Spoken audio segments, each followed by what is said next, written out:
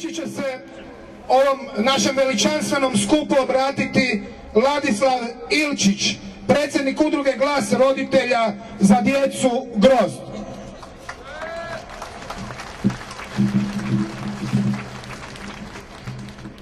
Sve vas lijepo pozdravim u ime udruge Glas roditelja za djecu ili Grozd, koja okuplja preko 40.000 ljudi. Mi smo obični ljudi, ljudi kojima je njihova obitelj najvažnija, ljudi koji žive od svoga rada i koji žele u svojoj državi odgajati svoju djecu u skladu sa svojim vrijednostima.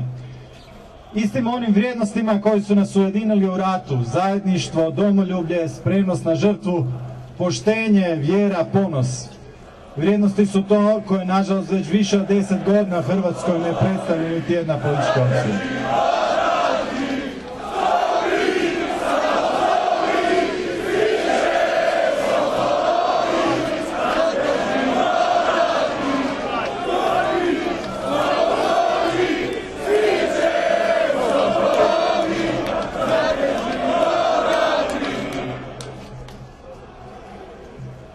Želim reći ovo: ja nisam branitelj, ali smo ovdje zato da svi pokažemo jedinstvo, sve društvene skupine koje žele dobro Hrvatskoj.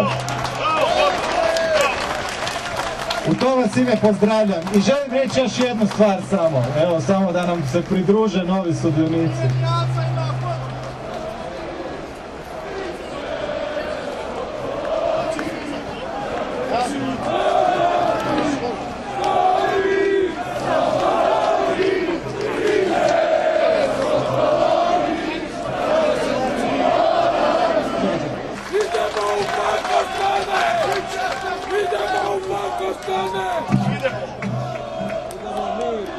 Samo bih htio reći jednu stvar: nemojte da ovaj žalost, ova bijes, ova tuga ostane bez rezultata. Pokrenite se u djelovanje. Sljedeći parlamentarni izbori bit će ključni, trebamo se ujediniti. Mi smo u ime udruga, puno udruga stranaka, okupili se u pokretu HRAST, Hrvatski rast. Nije nam važno ko je u kojoj stranci u udruzi, važno je jedinstvo, važno je zajedništvo.